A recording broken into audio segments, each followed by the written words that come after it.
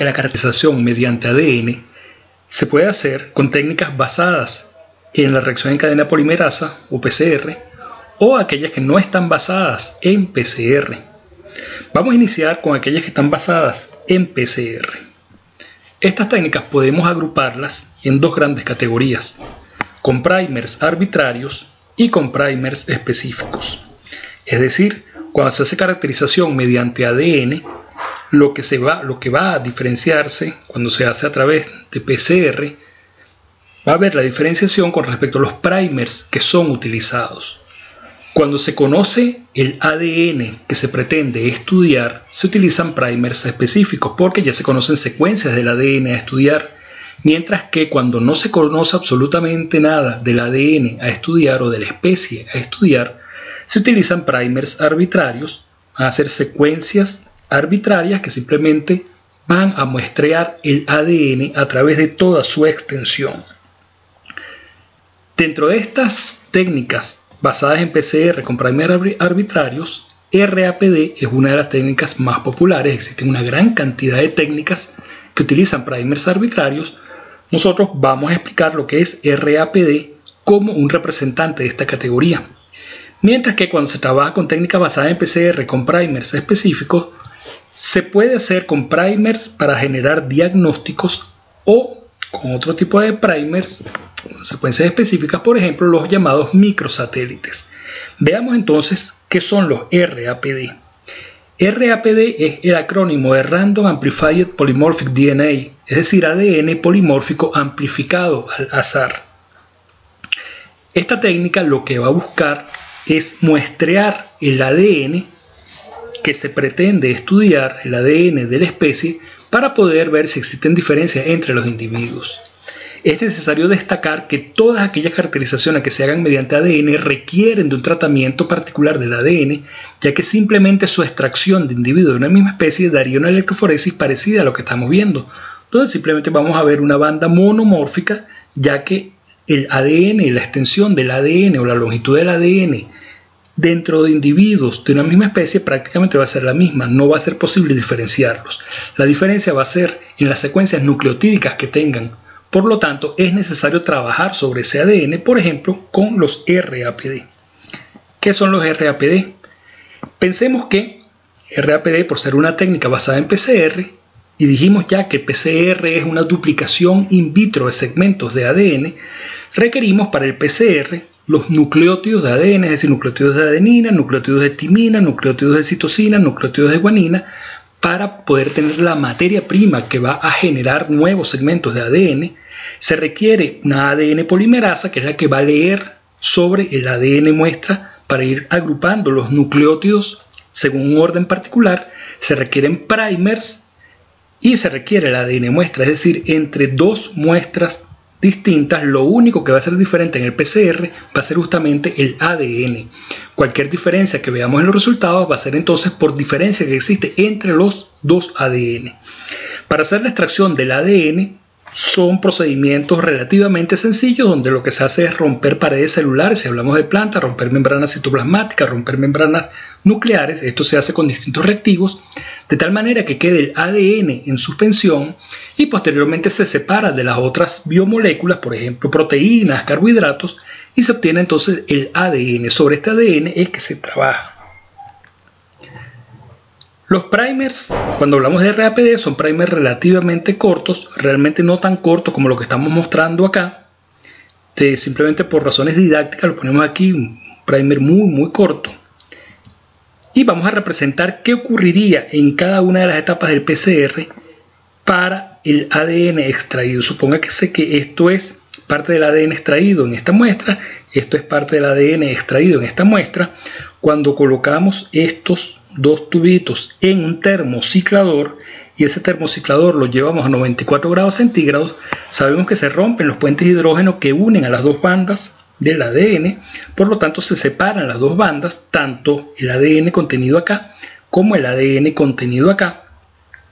Inmediatamente, si en el termociclador disminuye la temperatura a 40 grados centígrados, se va a propiciar la formación de puentes de hidrógeno entre los primers y el ADN muestra. Por supuesto, para que esto ocurra tiene que haber la complementariedad. Fíjense que el primer es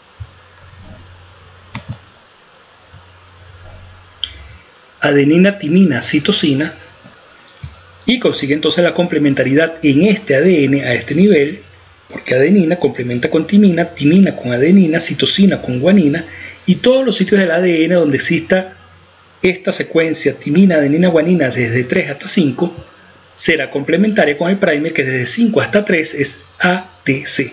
Es por eso que lo consigue a este nivel, lo consigue a este nivel, y en este tubo lo consigue acá, lo consigue acá, lo consigue acá y lo consigue acá.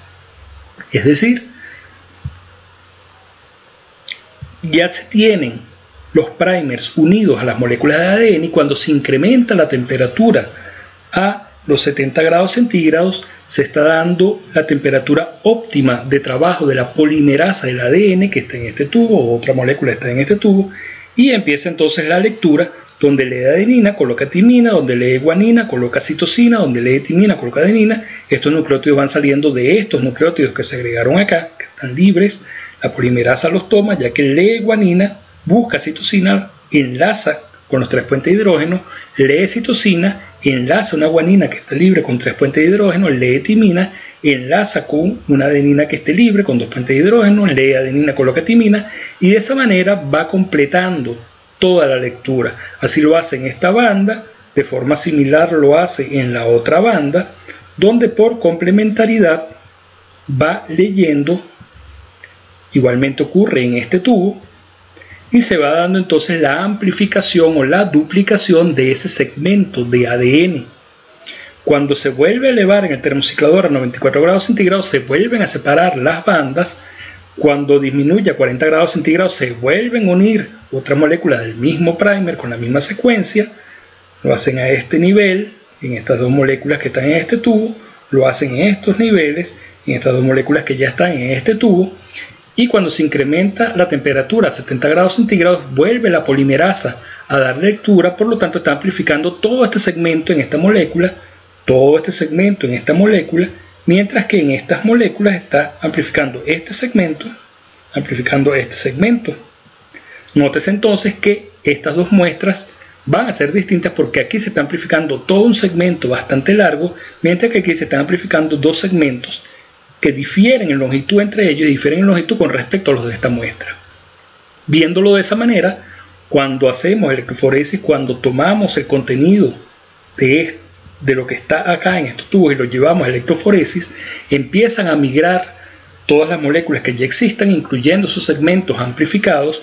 Cuando se da la tinción de ese gel, va a aparecer un resultado como este, donde en la muestra 1 tendremos solamente un segmento. Aquí están representados millones de repeticiones del mismo segmento, toda la misma longitud, por lo tanto todos se ubican acá y se visualizan a simple vista porque son millones de millones, mientras que acá van a existir dos segmentos porque se amplificaron dos segmentos. De esta manera se obtiene lo que llamamos el fingerprint. Fingerprint es la huella genética de esta muestra. Cuando utilizamos RAPD con ese primer, esta es la huella genética para esta muestra, mientras que esta es la huella genética o el fingerprint para esta muestra. Es decir, hemos diferenciado dos individuos que pudiesen ser morfológicamente muy parecidos.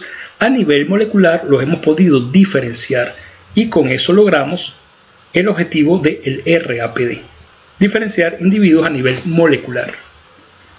Es necesario hacer una consideración. La consideración es la siguiente. Recordemos que en individuos de reproducción sexual normalmente existen pares de cromosomas homólogos, y eso me origina los conceptos de homocigosis y heterocigosis. Esto lo puedes ver con mucho más detalle en el curso de genética mendeliana para agrónomos. Básicamente, un individuo homocigoto es aquel que en una misma sección de los cromosomas homólogos tiene exactamente la misma secuencia nucleotídica, mientras que heterocigoto tiene diferencias en esa información.